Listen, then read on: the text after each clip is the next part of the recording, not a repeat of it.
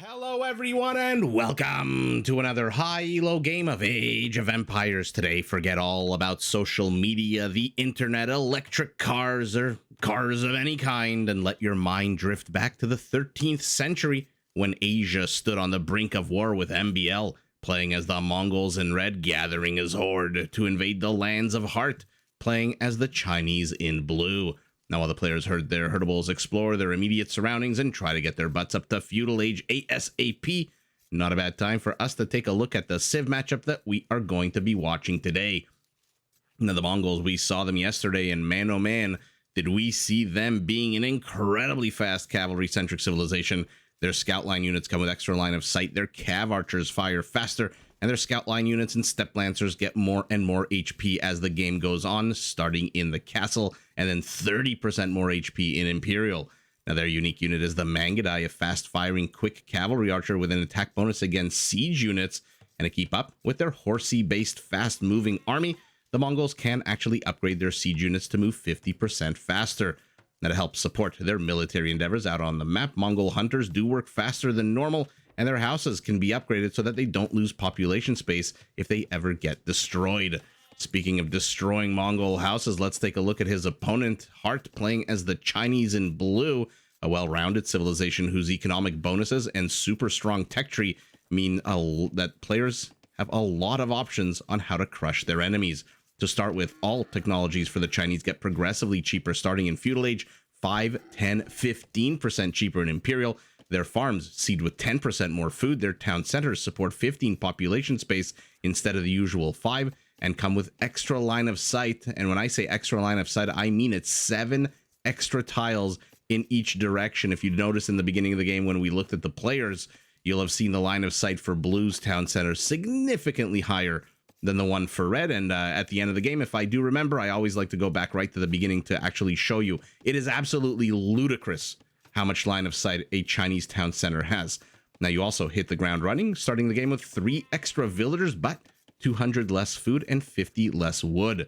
Now, to help defend the Chinese economy against raid, their walls and towers can be upgraded to get 30% more HP, and that extra line of sight on your town center means that you see enemies coming from a mile away and can act accordingly.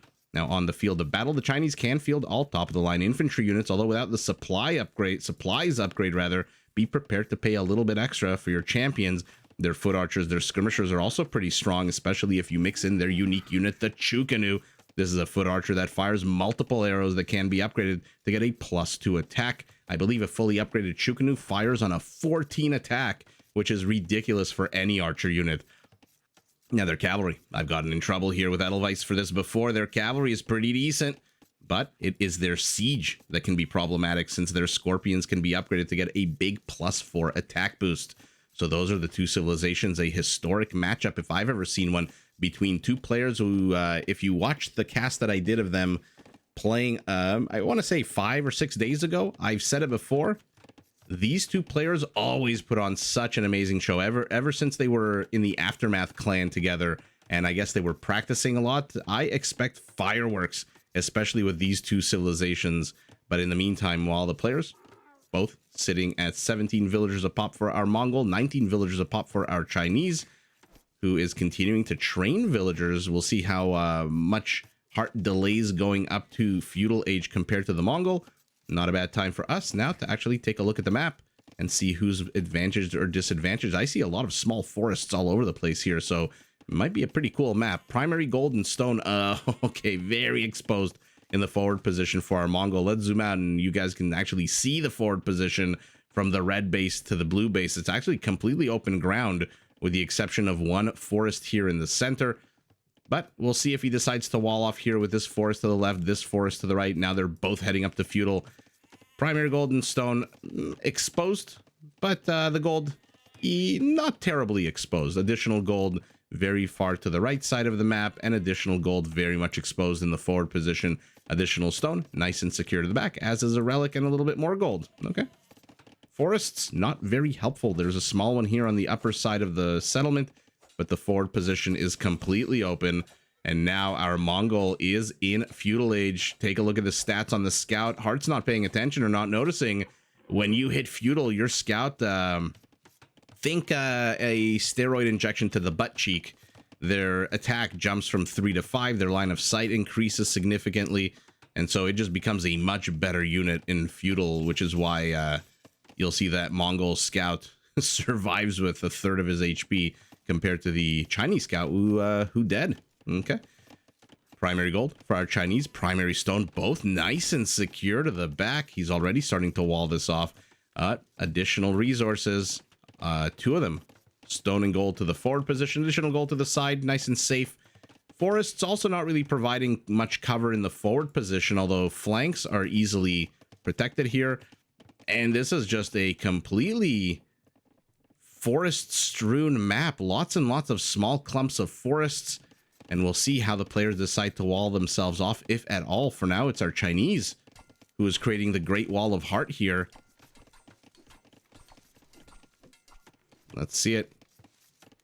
What is going on? We've got, I was looking for it. I heard the tinkle tinkle of the spearman attack. I couldn't find, then I realized, hey, wait a second. There's something called the minimap. And you as a caster should know that there's something called the minimap. And so I looked at the minimap and I saw red and blue lighting up on fire here. Oh, our Mongol. Yeah, our Mongol is going to potentially lose a unit here. Oh, he tried to get the high ground. But this blue spearman evens up the kill count. As I was saying, it looks like our Chinese has already walled off the northern perimeter, and the half of the forward position. Has he explored down here to the south? Of course he has, so he knows it's a big open space for him to wall off. Whereas our Mongol, okay, creating a bit of an enclave here. So not choosing to wall off the northern portion at all, playing it a little bit closer to the west.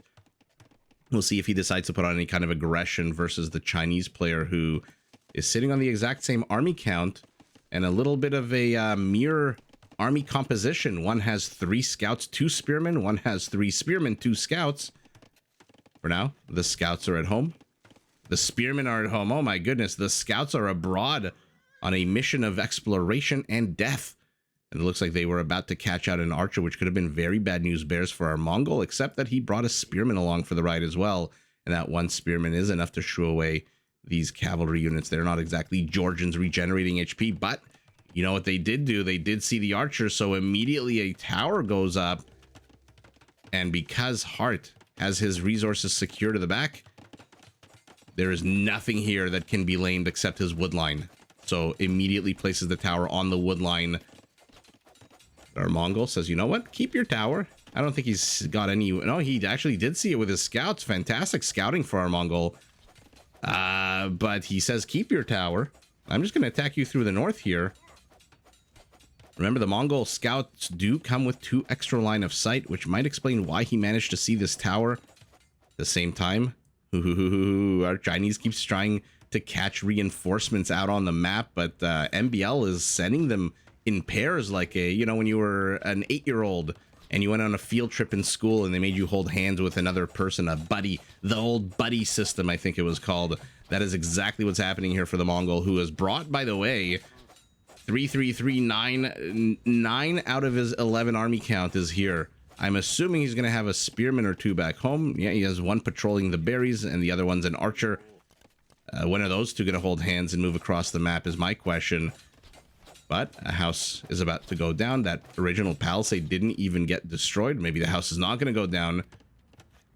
Now, MbL might actually press into here with his army, which would be very hard for Heartt to defend. Has MbL scouted at this forest? Okay, he just saw the forest. So he's just going around the map trying to be annoying, trying to get these 2 villagers to have idle time. If you're not gathering anything and you're just building houses, sure, houses are nice, houses are fine, but you're not gathering resources. That being said, MbL might want to build some houses. He's quickly approaching being population blocked, and right as I say that, he completes a house and goes up to 60. Now he's going to go up to 65. Okay, so MbL, he's been watching the tapes. I love when pro players improve, and not only improve, but improve before our very eyes. How many games about a month, 2 months, 3 months ago did we watch with MbL where he just kept getting housed again and again and again? I am so glad. I don't know if what caused him to change. I don't know if somebody in his Twitch streams made fun of him or suggested in a constructive manner that he needs to work on his housing. I don't know if he realized it on his own, but in any event, he has realized it, and now he's up to 70 population space out of 48. Both of them are 70. By the way, securing his gold with a stable that touches the gold and a bunch of palisade walls here as well. So despite the aggression out of our Mongol, it is in fact our Chinese who's in a better economic position at the moment, even with those villagers who have been idled, even with these houses that need to be completed, because he is 4 villagers ahead. That being said, uh-oh, our Mongols heading up to Castle Age right as he loses. It looks like 2 units. We'll have seen that in picture, but our Chinese takes a 3-1 kill lead here. Spearmen patrolling the northern attack path between the bases. Something got destroyed. It is the palisade, making room for yet another stable. So how many stables is our Mongol going up to? 2. Okay. Well, what do we think? Step Lancers? Definitely some kind of horsey unit, right? We're getting bloodlines. He has no upgrades for them just yet. Horse collar as well. By the way, somebody... I know not everyone here goes on Reddit just because it's not for everybody. It is both an amazing thing and an incredibly depressing platform. But somebody made a very, very funny meme about the Aztecs and horse collar, basically saying they don't get horses, meaning stables. So why the hell do they have horse collar? And I think it was funny. He called it a low effort meme or something like that. I think it was the Aztecs. I might have to go back and check. Anyway, I found it really funny. If you're on Reddit, definitely have to join the Age of Empires 2 community. It is a pretty hilarious community. I'm not gonna lie. There's a lot of mean people on Reddit. There's a lot of annoying people on Reddit. They trash talk anyone. You can be literally the most perfect person in the world, and somebody on Reddit will find fault in something about you. You could literally be made out of 24 karat gold, and somebody in the chat will say, oh, what a show off. I like silver. But I will say the community is incredibly hilarious. And so, yeah, that's my 5-second plug, although probably closer to 3 or 4 minute plug for Reddit. In any event, another attempt being made here to bust into the Chinese base by our Mongol with his Feudal Age army. But wait a second, is this all intended to pull Heartt out of position as MbL begins streaming his Step Lancers across the map? Or am I reading too much into this? I thought for a second, what a brilliant move out of MbL, attack into here yet again. Your opponent chases your army, and then you come crashing forward with your Step Lancers, who are going to absolutely have an amazing time here, although there are a lot of Chinese skirmishers. There are a lot of Chinese skirmishers. For a second, I think I saw the elite skirmisher upgrade, but instead we're going camels for the Chinese. Although they do have Bodkin +2/+1 on these guys. Step Lancers do have +1. No armor upgrade, not for another 12 seconds. What they do have is armor. My goodness, HP and numbers, and the entire Chinese army in 3, 2, 1 melts on the northern plains of Arabia here as these incredibly risk-taking villagers. Where the hell are these villagers going? I mean, the Mongols going to see them again. These scouts have extra line of sight, so they see them. Uh-oh. Oh, wait a second. MbL's not reacting. Heartt just got super lucky. Okay, maybe not. Maybe not. Maybe not. Oh, okay. Now he's chasing those villagers. What the hell are these villagers doing out here in the middle of nowhere when you know there's a Mongol army patrolling and running around? And uh-oh, it looks like after 24 minutes, the Mongol is finally going to be able to bust into the Chinese base, but a welcoming committee on the high ground is here. Camels and spearmen, but lots and lots of numbers here for our Mongol. Might make it very problematic for the Chinese, and these Step Lancers do kill in the blink of an eye with their stacking ability, and that is exactly what's happening here right now. Although now, oh, wait a second. No, he's pulled the camels to the low ground. Okay. I mean, the camels should win here, in theory, or at the very least, take an even fight. Okay, Step Lancers get the hell out of here. I think they could have stuck around for a little bit longer, maybe damage the camels. They've abandoned their Feudal Age armies to fate, and oh my goodness, okay. Good get there by MbL, chasing that one weak camel. noticing that he's weak and then gunning him down right before the archer dies, and I guess now is having a hero's welcome in the halls of Valhalla. Couple of spearmen to the north for our Mongol. Okay, not too sure what they're here for. Maybe relic duty, as our Mongol now 14 army count to 11. He's down still 4 villagers. And let's see what's going on in his base. I see a second town center to the top left. I see a third being placed at the bottom right. I see a Mongol monk delivering not one, but the second, not the first, but rather the second relic to the Mongol monastery, right as our Chinese moves forward with 3 camels. Not exactly the greatest line of sight on the camel, to be fair, but it is enough. And now the shooing away of the Mongol means that the base has been resecured. But now our Mongols tinkling away the stable. What a very interesting back and forth game so far. But again, as always with these two players, when the action is, how do I put this, low key? Is that one way to describe it? Meaning there's not a lot of, it doesn't seem like there's a lot of investment right now into the castle age. For example, one player is training a single monk, one player is training a single step lancers. Army counts are 14 to 19, about to be 20 to 15. Those are decent army counts, but they're not exactly the highest army counts. Suggests to me that we might be seeing some super late game shenanigans. Although I have been known to call things poorly before and make several mistakes. Our Chinese player 1, 2, 3 town centers for him as well. And now a 4th going up for our Mongol. Remember, now that we are in the castle age, all technologies for the Chinese, all economic, military, anything and everything is now 10% cheaper. So they can tech switch, especially in the later stages of the game. They can tech switch in the blink of an eye. Spearmen get caught out. Might take down a camel with them, though. Nope. He escapes with half of his HP. Oh, he does have bloodlines. He does have husbandry. 120 HP. So not exactly a Saracen camel, but a powerful camel nonetheless. As our Mongol now moves forward, says, you know what? I like the idea of camels, but instead of training camels, I think I'm just going to steal your camels with 3 of these monks. Must have full faith. And he's back to attacking the stable. The stable sees the monks, by the way. Getting atonement. He's getting hand cards. Wheelbarrow just now getting got for our Chinese, of course. It is 10% cheaper. Camel pops out of the stable at the worst possible moment. 3 monks try to convert him. They fail. And now, for the second time, our Mongol has busted into the Chinese base, this time from the southwest. Although, okay. MbL playing a very cautious, very careful game at the moment as he continues to expand. Oh, look at that. He's 14 population away. Now he's going to be 14 plus 15, which I believe is 19 population away. And oh my goodness, he's in here with a scout. He's going to see so much. Pro players are just on a completely different level when it comes to scouting and vision. I mean, look at this. He sees everything.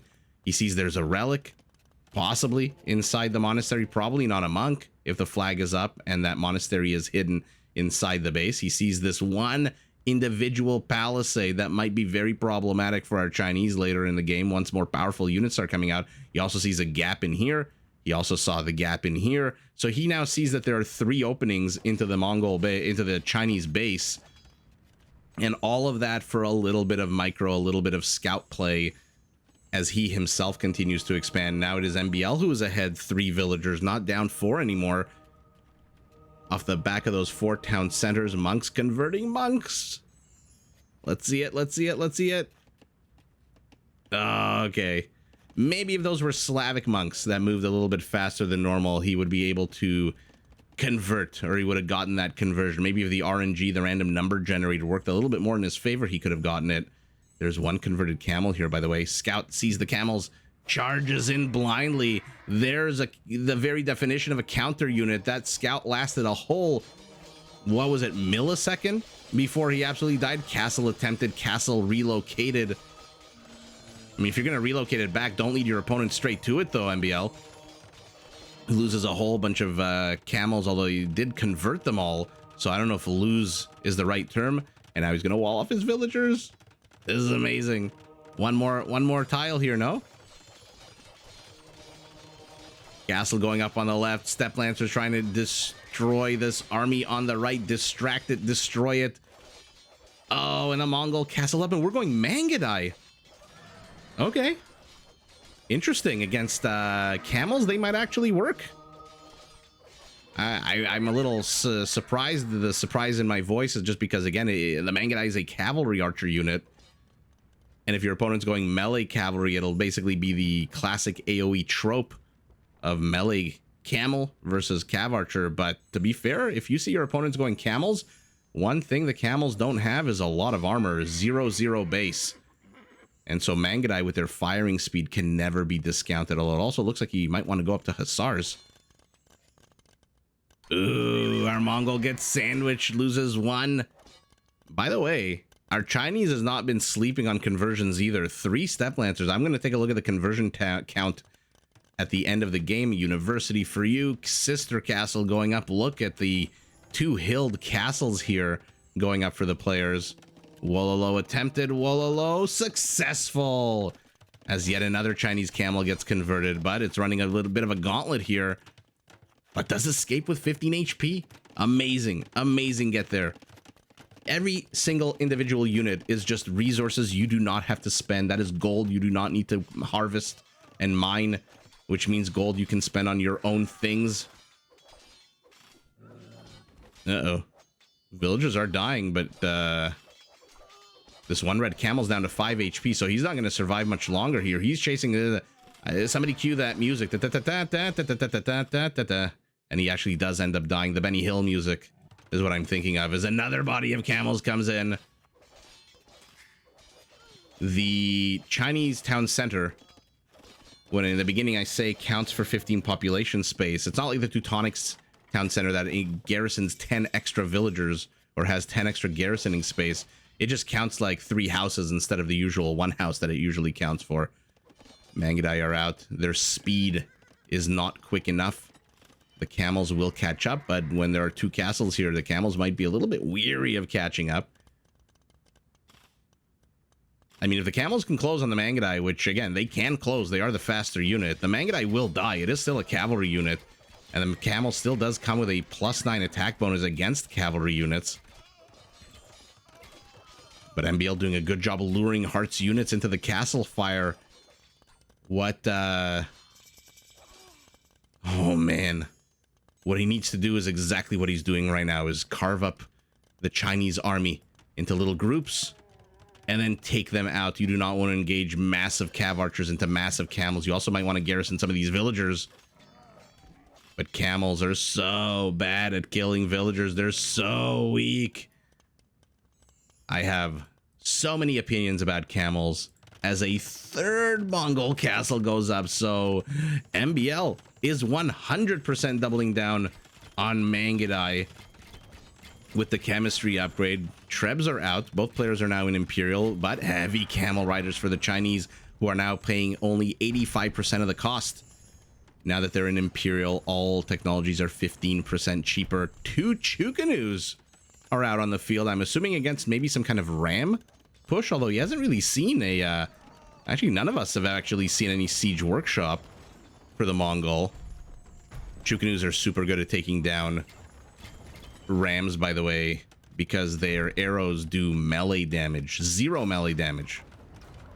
And the ram has negative melee armor. So I'll let you figure out the mathematics there. Basic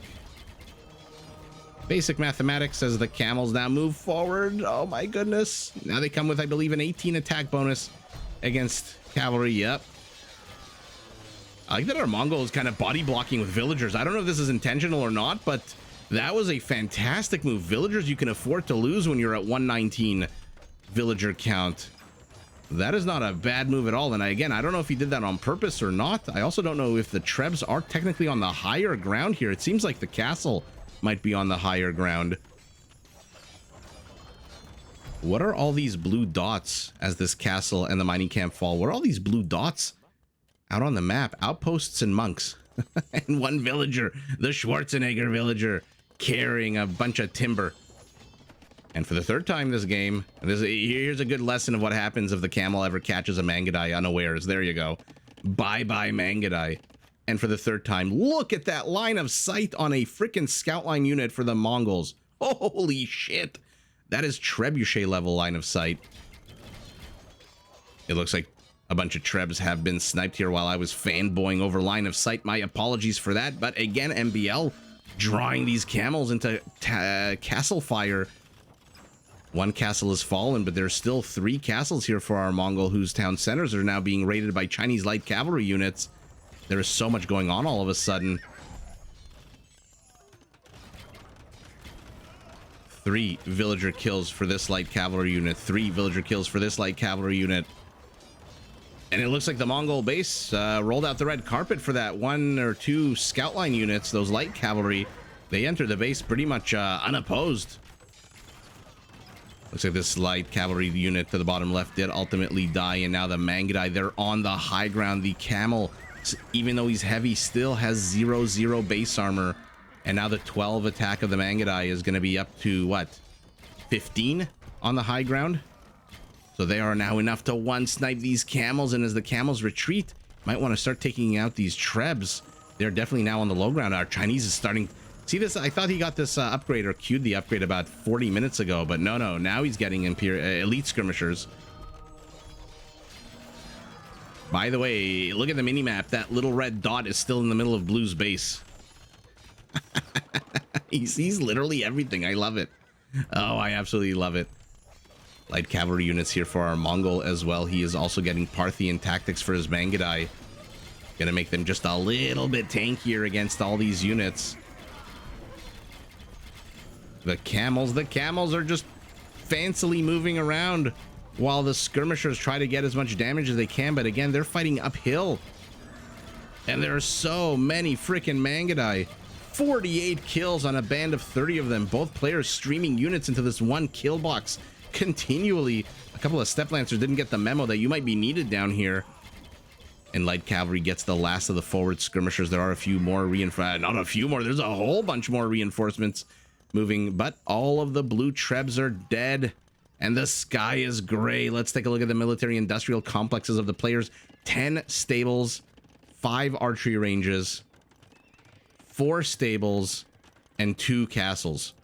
So our Chinese player has the ability to just absolutely go full-on Byzantine and just overwhelm with numbers here. Even though, again, he's not really the Byzantines, he's paying full price. But what I mean by that is just clogging up the toilet, clogging up the works with units. He's got, what, 3-4 times the output capacity of the Mongol? That being said, the Mongols' army, even though it's smaller, is pretty damn scary. Okay, yeah, very ballsy moves out of these villagers. Blue villagers, ballsy moves. Red villagers, ballsy moves. More Mangudai are streaming into here from the castle. I don't know what castle, but oh, it gets converted. Let's see who survives here. These step lancers finally get activated, but I don't know if it's too little too late now. Actually, it might be perfect timing, to be fair. And this Mongol army is just not leaving. Literally one of everything. Oh, okay, now it's gonna die. But holy shit, did that Mongol army army-ish. Army, what do we want to call it? A pequeño army, a little tiny army. It lasted a long time. And now it looks like our Chinese is going to raid to the back of the base, as well as this next castle. The second last castle, by the way, is coming under attack. It is on the high ground. It's got no fewer than 19 villagers repairing it. And oh, I feel bad for MbL. The last thing you want when you've got, what, 500-600 stone and you want to get your castle up is to have to spend all of that stone repairing a castle. 2 Mangudai move forward. They get absolutely immediately gunned down. So Heartt is building a very nice counter Mangudai army that's going to be very hard for MbL to engage in until these mangonels start coming out for the Mongols. And I'm assuming he's not going to stop at mangonel. I also see that the attack here has been cleaned up. He went for the wood line, it looks like, and it looks like the Mangudai did clean them up. Although maybe the light cav got, yeah, they got 2 kills as well. Heartt now must see the siege workshop. He must see the mangonel popping out of here, so he knows that he's going to be facing Onager soon. He is one-shotting Mangudai, by the way. That is a fantastic value trade for those skirmishers. Oh my goodness. But there you go. There's that mangonel. These are not exactly Vietnamese skirmishers that can withstand a mangonel hit. Both players fighting tooth and nail. Look at the kill count. Heartt has killed 56 villagers, but MbL's killed almost 200 military. Treb is being repaired. You might want to actually right-click this way. There you go. Oh, it doesn't matter at all. The balls followed you. The balls got you. And there it is. There's the Onager upgrade. So now the skirmishers are going to have a bit more of a difficult time engaging. Mangudai from the back of the red base are now missing the army that's very slowly massing here. Not a lot of army, but a decent sized army. And oh, now he's going to start doing villager kills. Let's keep an eye on that picture in picture. Right as blue tries to do the exact same thing. What's under attack here? A monastery by a skirmisher. And so all of a sudden MbL has been put very much on the defensive. The rear of his base is being raided. These cavalries have busted in, but they're going to be facing a lot of Mangudai, so they're probably not going to get anything done. Keep an eye on that as well. And now Heartt is pushing out, but he has no real answer for this. What the hell is going on? Man, sometimes it looks like these units, they've been smoking some hard synthetics. Some of that gas station weed that is running amok. Although, to be fair, melee cavalry can do really well here. He's got 16 camels and 16 light cav. The attack to the rear has been cleared up again. The attack over here has been cleared up again. Treb and skirmishers still attacking the monastery and the one town center. And oh, look at that. MbL says, I know it costs twice as much to repair the town center. The only structure in the game that costs more to repair than to rebuild. So F that. I'm just going to place down a mining camp right as Heartt now moves in. And there's your melee cavalry attack.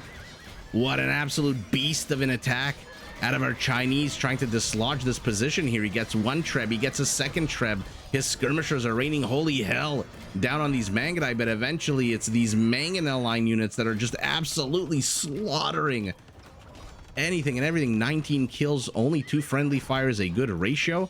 Looks like a Mangudai got killed by one of the Trebs. Yeah, he's got 1 kill.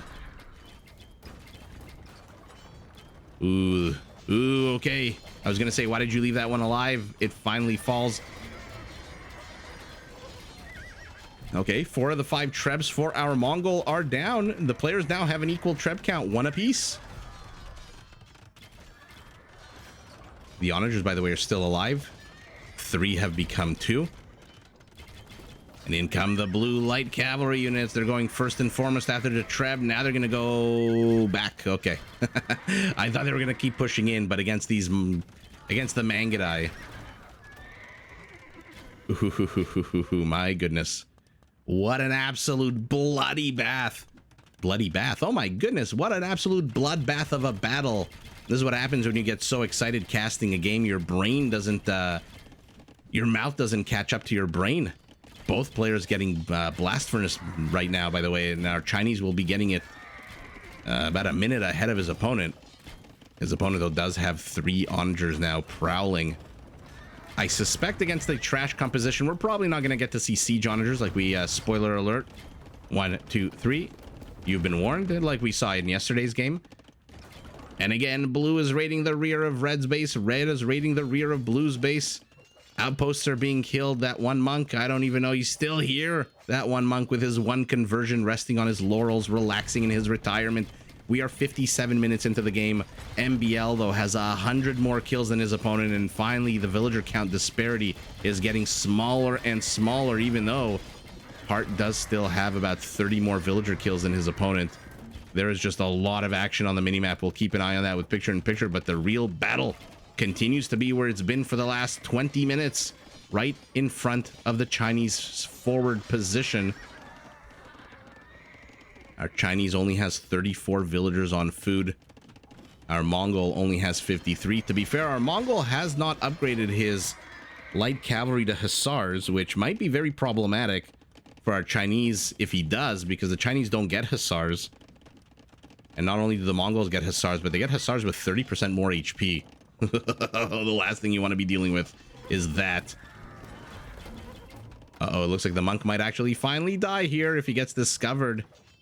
What are you guys? MbL is so confident in his military's ability to take this game that he has just, you know, littered the map with Mangudai. They are everywhere. And the camels are dying. MbL takes a massive, massive villager lead. And by the way, look at the bottom right of your screen. He's actually caught up.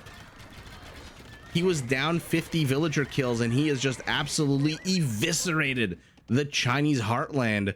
He is now down only 2 villagers. He's getting his tertiary gold teeth, and that's all she wrote.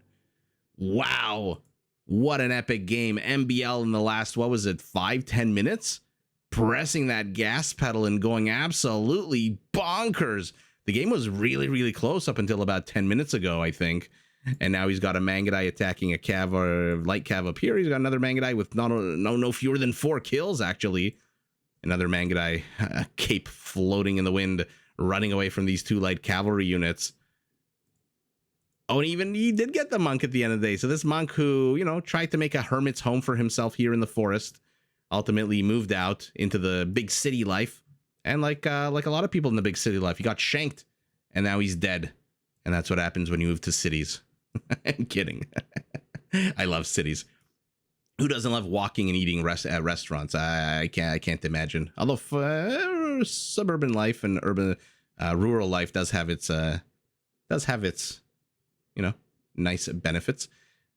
Anyway, enough philosophizing about life. 100 light cav, 93 Mangudai camels. I mean, on paper, you'd like to think that the Chinese army here would have withstood a lot of aggression and possibly could have overrun this army. I mean, 103 skirmishers to 93 Mangudai, 136 camels basically counter not only the light cav, but also the steppe lancers, which we didn't really get to see working in conjunction, right? It was originally a steppe lancer push, then they all died, with the exception of those 2, which then became superheroes over here when that army just refused to die.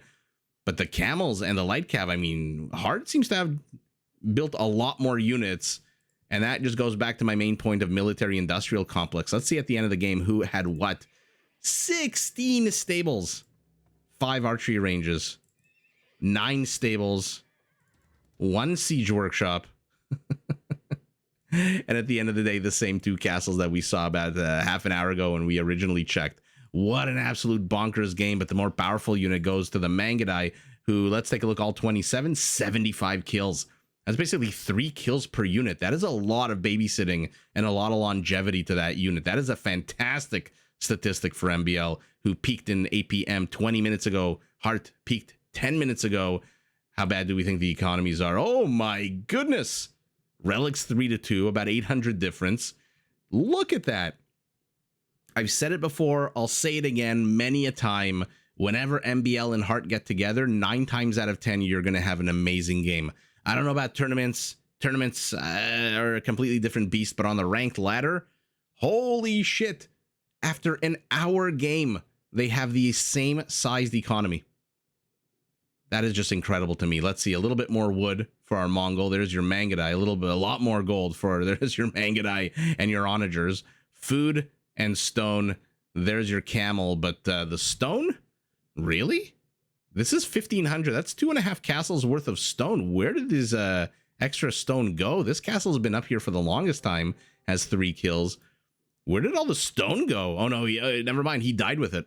There's your difference in stone. What was it, 1,500? And he has 1,350 in the bank. Yeah, this is exactly almost 1,500, and he has 1,350 in the bank. Let's see, conversions. 10 out of 375 is less than 3%. 6 out of 258 is what? Just over 2%. So 2-3% conversion rate, not the end of the world, although pretty fun conversions, to be fair. Raisings, 14-8, not the end of the world, but let's take a look at the total kill count. At the end of the day, MbL, who was down, what was it, 52-2 villager kills, evens it up in a massive, massive way about 5 or 6, 7, 8 minutes ago.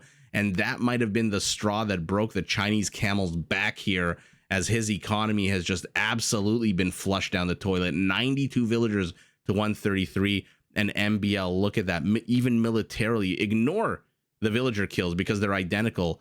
That means militarily, he killed 150 more units, approximately, than him. Actually, not approximately, exactly 150 more units than his opponent. Not 5, not 15, not 30, 150 units more you killed in an hour-long game where your economies were the same size.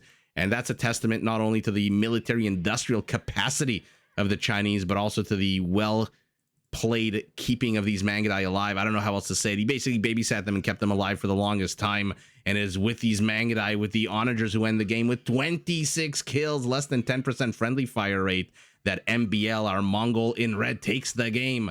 But GG to both players.